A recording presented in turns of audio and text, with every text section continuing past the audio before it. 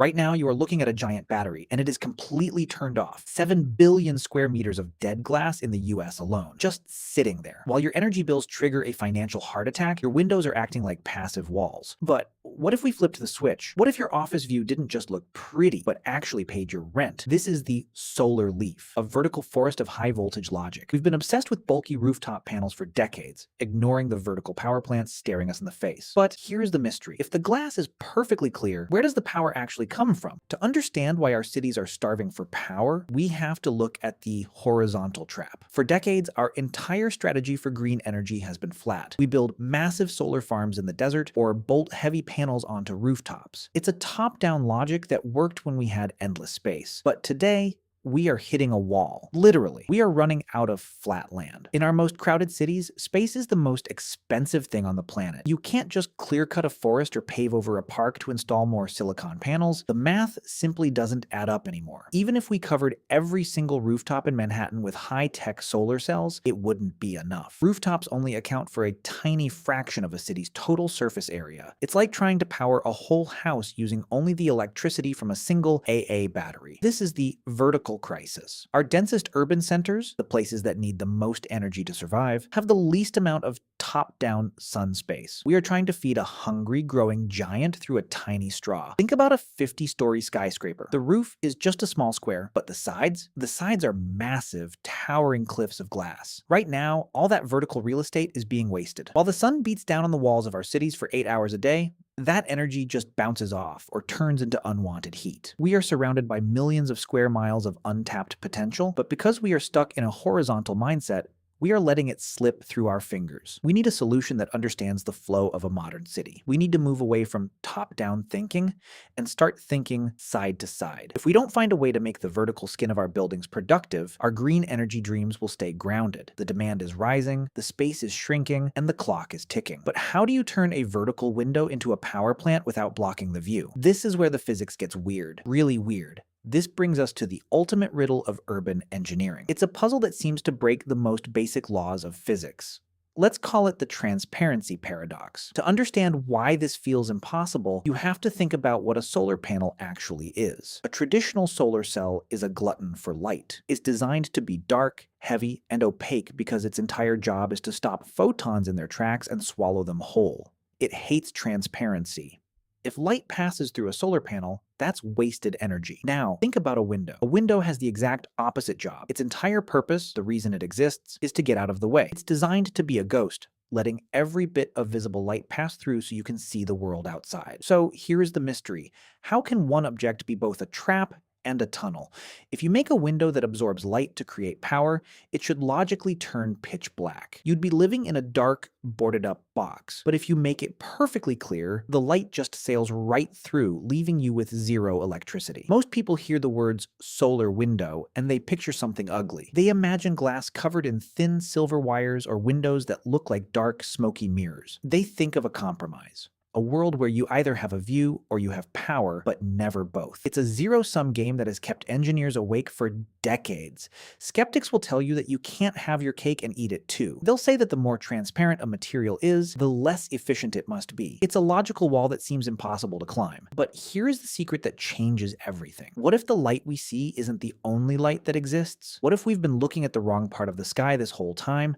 We've been trying to solve a puzzle using only the pieces we can see with the human eye. But the universe is much louder than our biology can perceive. To solve the transparency paradox, we don't need to change the glass. We need to change the way we define light itself. What happens next sounds like a magic trick, but it's actually the most sophisticated piece of stealth engineering ever conceived. We are about to harvest the invisible. To solve a riddle this big, we must look at what's hidden in plain sight. We think we see the sun, but our eyes are actually lying. The human eye is a limited tool. It only picks up a tiny sliver of the spectrum, visible light. But the sun is much louder than our biology. It is screaming energy and frequencies we are totally blind to. Think of the sun's energy energy like a massive orchestra. Visible light is just the mid-range melody, but there's a thumping bass line called infrared and a piercing scream called ultraviolet. You can't see them, but they are incredibly powerful. Infrared is the heat on your skin. Ultraviolet can alter your DNA. Together, these invisible forces make up the bulk of solar energy hitting our buildings every day. This is where the solar leaf changes the game. Traditional panels are greedy. They try to grab the whole orchestra, which is why they are dark and opaque, but the solar leaf is a specialist. It's an adaptive modular filter. It acts as a ghost to visible light. The melody we need to see passes through untouched. But the moment those invisible waves hit the glass, the trap is sprung. The glass becomes a sentient net. It catches high-energy UV and heat-heavy infrared, leaving the view perfectly clear. At the atomic level, it's a chaotic, high-speed energy harvest. But where does that energy go? It doesn't just sit there. The way it travels to the edges is the most mind-blowing part. This is the moment the impossible becomes reality. Scientists at Michigan State University cracked the code using Luminescent Solar Concentrators, or LSCs. Think of the glass as a high-tech highway. Inside the pane, researchers embedded quantum dots, tiny organic molecules tuned to specific frequencies. These dots are the secret sauce. They ignore the light you see, but are hyper-reactive to invisible UV and infrared waves. When invisible photons hit a quantum dot, they are absorbed and re-emitted. Essentially, the dots glow in a color your eyes can't detect. This glow is trapped inside the glass by total internal reflection, bouncing like a laser beam inside a fiber optic cable. The glass acts as a funnel, gathering energy across its massive surface and pushing it toward the edges of the window frame. That is where the magic happens. Hidden inside the slim, modular frame are strips of ultra-efficient solar cells. Since they are tucked into the border, they can be dark and powerful without blocking your view. You get a 100% clear window while the frame churns out constant electricity. The scale is staggering. Replacing dead glass with LSC windows could meet 40% of the entire US energy demand. That's nearly half a nation's power from the sides of buildings that currently do nothing. It turns every city into a self-powering organism. This isn't just a lab prototype anymore. The first living buildings are already being planted in the real world. If you're waiting for this technology to arrive in 10 years, look closer. The solar leaf isn't a lab dream anymore. It's already being installed in our cities. Companies like Ubiquitous Energy are taking this tech out of the clean room and onto the construction site. They've already developed floor-to-ceiling transparent glass that looks exactly like the windows in your house, but it's silently churning out power for massive corporate headquarters. This is the death of vaporware. We are seeing the first living structures take root across the globe. Take the Copenhagen International School, for example. They didn't just add a few panels, they wrapped the entire building in 12,000 sea blue solar tiles.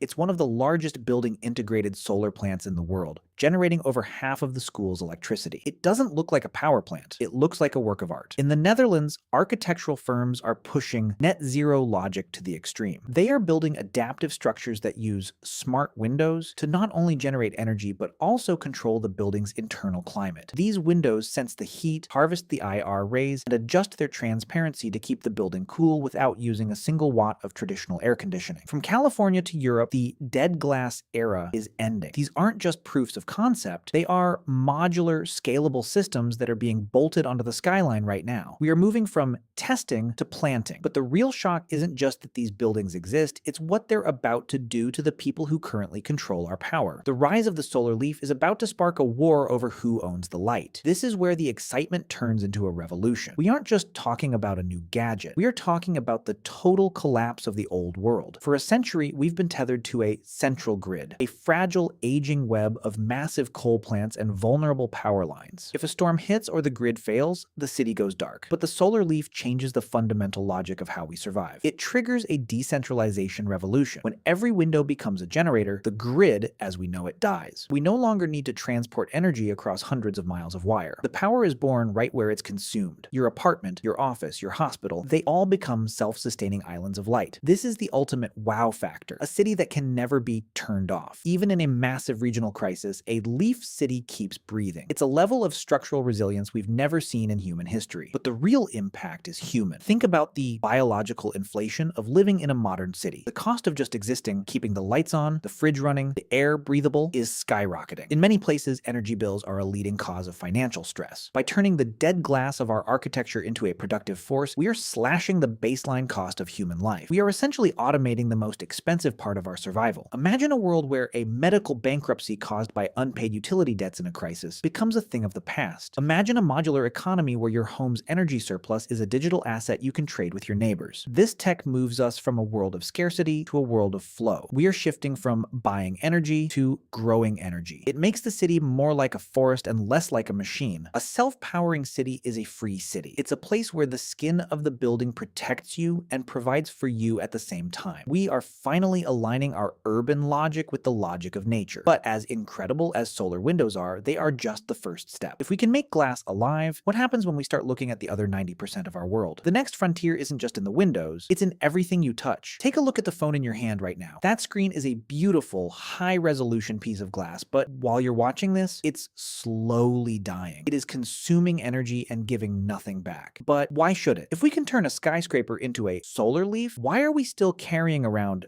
dumb devices? The next frontier isn't just on the horizon, it's in your pocket. Imagine a world where low battery is a relic of the past. We are talking about solar screen protectors, transparent nanotech films that harvest the sunlight while you're walking through the park, keeping your phone topped off without ever plugging it in. We are moving toward a reality where every surface has a job to do. Look out at your driveway. Your car is covered in square meters of surface area that does nothing but sit in the sun and get hot. But the same logic that's transforming our cities is coming for our vehicles. Imagine solar paint, a modular adaptive coating that turns the entire body of your car into a living skin. Your car won't just sit in the sun, it will feed on it. We are ending the era of dumb surfaces. We are entering a time where everything we build, our clothes, our cars, our very walls, will have the biological logic of a forest. The dead world is being replaced by a living system that breathes, adapts, and provides. This isn't just an upgrade in engineering, it's an upgrade in how we exist on this planet. We've spent centuries building a world that takes. Now, we're finally building one that gives back. The era of passive objects is over. Are you ready to live in a world that's finally alive?